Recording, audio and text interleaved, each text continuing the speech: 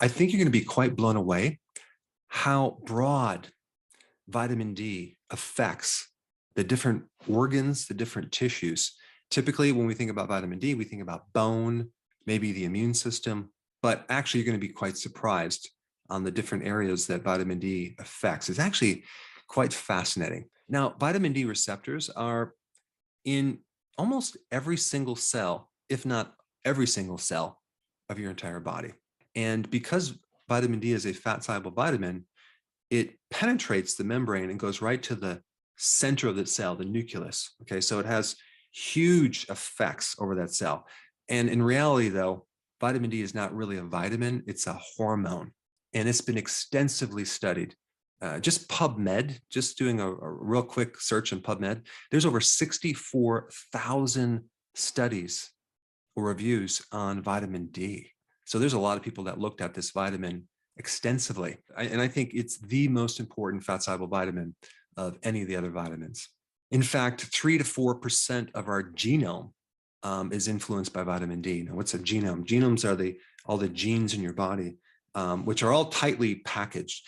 If we took your genes and unraveled them and extended them in a long series of like a string, it would go from here to the moon and back. So we have a lot of genes, and 3 to 4% of those genes are influenced by vitamin D. So check this out. I'm going to go through all the different tissues and body parts and tell you a little bit about how vitamin D influences these parts of your body. Let's start with the brain. If you're deficient in vitamin D, you're not going to sleep at night. Vitamin D helps the circadian rhythm. It helps the sleep centers in your brain. And that center is called the suprachiasmatic nucleus. Not that you need to know that, but it's kind of a cool word. So whether you have sleep apnea, or you just have insomnia, or you get up in the middle of the night because you have high cortisol, like at 2 o'clock, vitamin D can greatly help you. And I would recommend taking vitamin D before bed. Vitamin D majorly influences the cognitive part of your brain, like the part of the brain that helps you remember things and that helps you concentrate. I mean, in Alzheimer's, Parkinson's, dementia, there's always a vitamin D deficiency. And then we have your mood. Your mood is greatly influenced by vitamin D.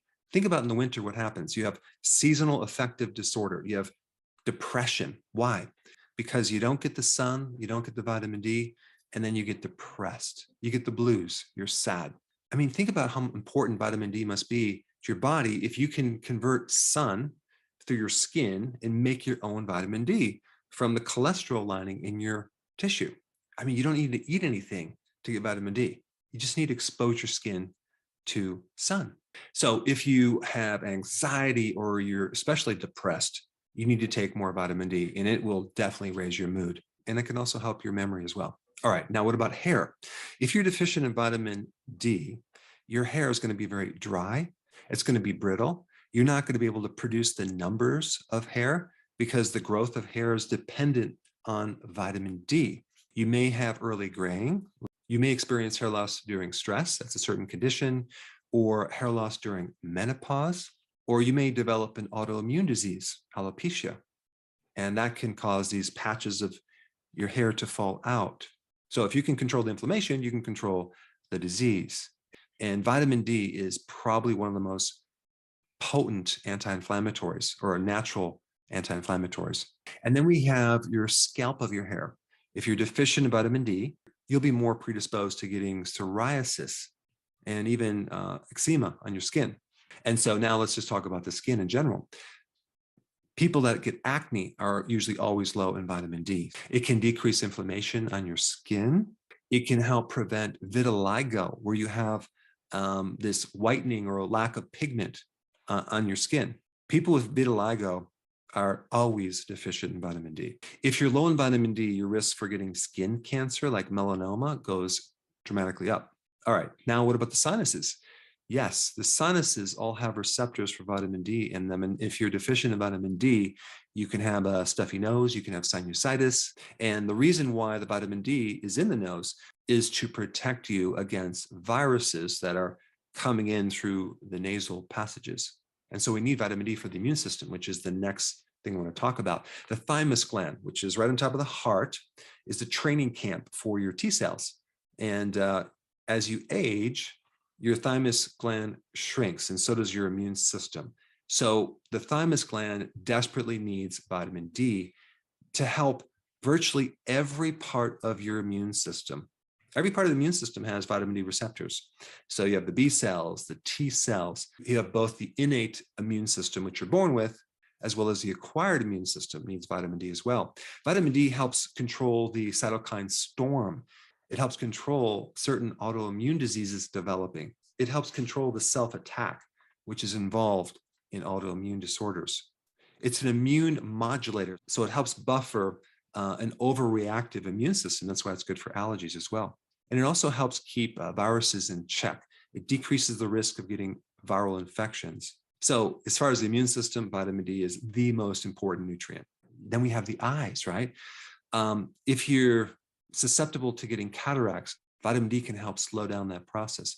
Vitamin D deficiencies are associated with macular degeneration, glaucoma, and especially dry eyes.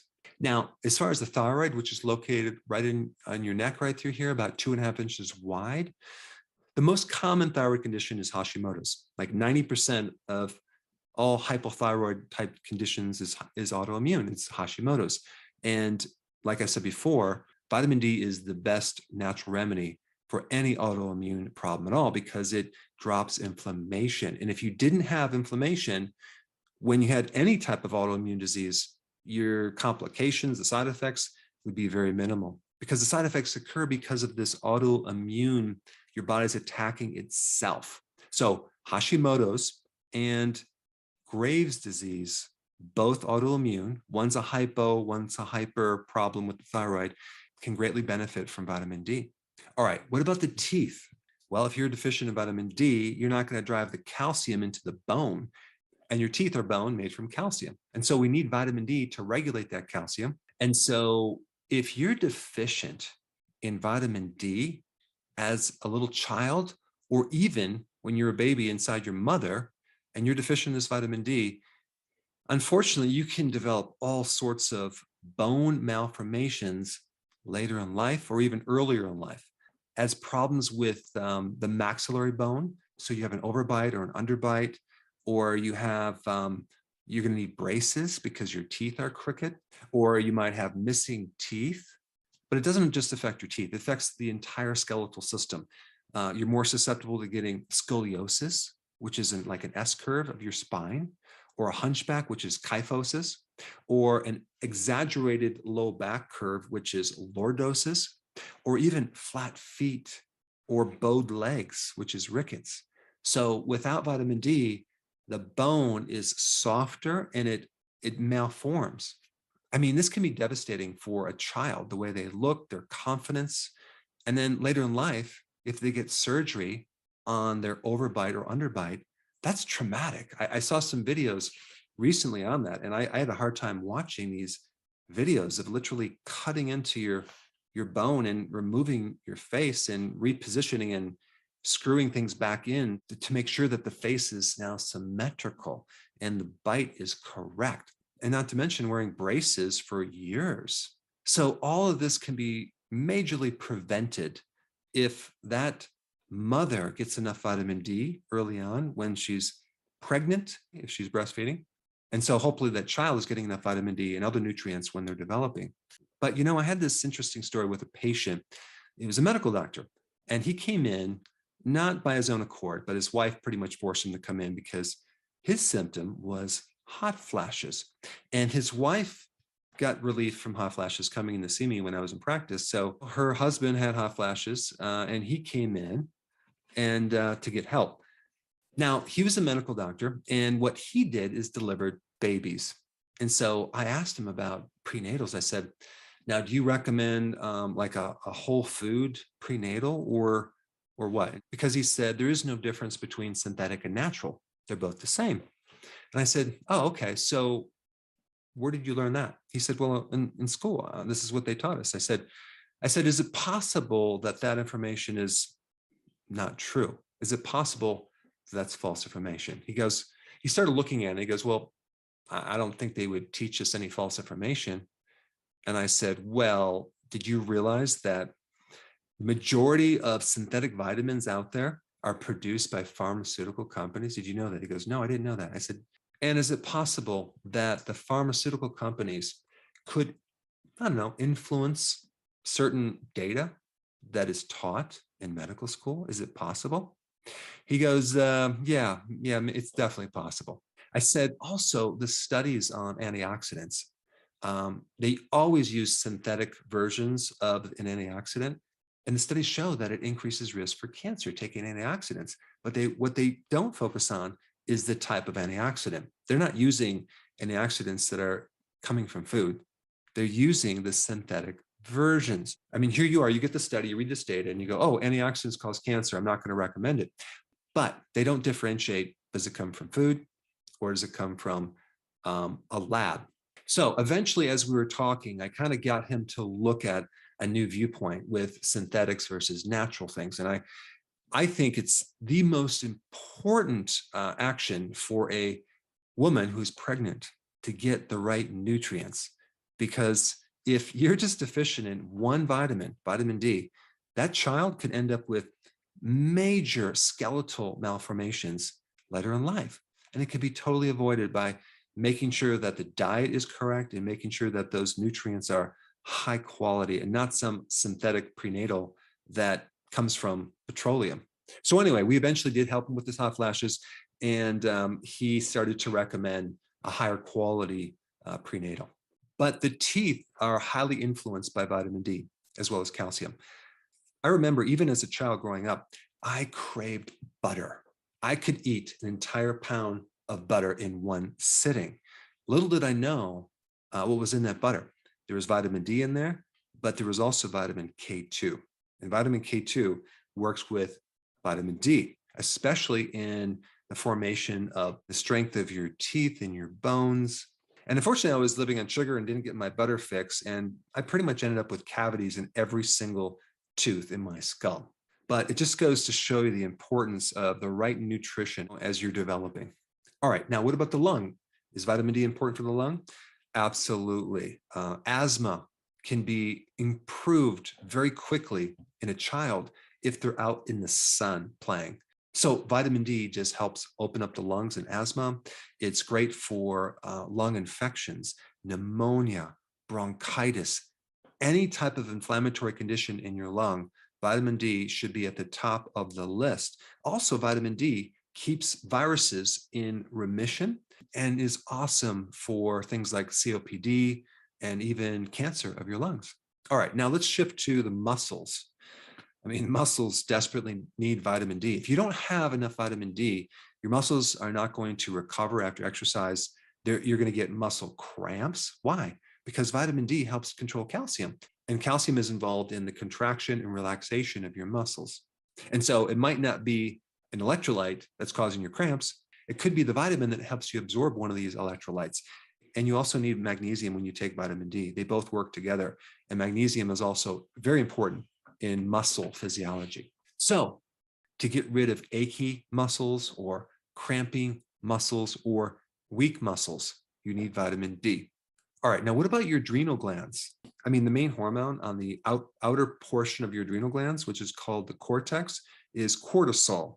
And cortisol works very similar to vitamin D. They both are powerful anti-inflammatories. They both help your immune system. And if you have high levels of cortisol, you're going to also need more vitamin D. So vitamin D is very, very important in the adrenal glands and helping the adrenal glands to work. If you have high levels of cortisol, you're going to lose vitamin D, and the demand for vitamin D goes straight up and vertical. All right, now what about the pancreas? Yes, especially the cells that make insulin, called the islets of Langerhans. These beta cells require vitamin D to make insulin. And if you have an autoimmune disease like in type 1 diabetes, it could have been set up, or your body can be very susceptible to getting that condition if you're low in vitamin D. And if you have the condition, vitamin D is very, very important in keeping inflammation as low as possible. Now, what about the heart? A huge association between coronary heart disease and low vitamin D. Vitamin D helps keep the inflammation low inside your coronary arteries. Also, the topic on high blood pressure. Vitamin D is one of the best things to drop blood pressure. If you have high blood pressure, I will guarantee you're low in vitamin D. And so that's one of the big benefits from taking vitamin D, is just to help you lower your blood pressure, which can then have effects on helping decrease your risk of getting a stroke. And also can decrease your risk of having other problems with the kidney and with the heart. All right, now what about your liver? Well, without vitamin D, your risk for insulin resistance goes higher. And so many people have insulin resistance. Vitamin D helps insulin in absorbing other nutrients as well, especially calcium. There's a high association with low vitamin D when you have a fatty liver. And there's definitely a high association if you have inflammation in your liver, as in hepatitis, with low vitamin D. So if you have inflammation in any organ, especially the liver, you need to be taking more vitamin D. Now, with the kidney, you're more susceptible to getting stones if you're low in vitamin D. And the kidney is one of the last stops for vitamin D in its conversion. So if you have any kidney damage, you're not going to be able to convert vitamin D as well. But realize that all of your cells have the capacity to convert into the active form of vitamin D, but the kidney plays a big part in this conversion of making the inactive into the active form of vitamin D. So many people have irritable bowel syndrome, they have ulcerative colitis, they have Crohn's and diverticulitis. Any inflammation in the gut can be greatly improved with vitamin D. And if that inflammation continues, it creates leaky gut. So there's gaps in the intestine, and then you start developing autoimmune diseases, allergies, and all sorts of sensitivities to certain things, both food and environmental. If you're low in vitamin D, your prostate could enlarge. You can have problems with the ovaries and the testicle. The other real great thing about vitamin D, it can help your joints. Whether you have stiffness, pain, inflammation, you need vitamin D, because vitamin D is a natural anti-inflammatory. It gets rid of pain.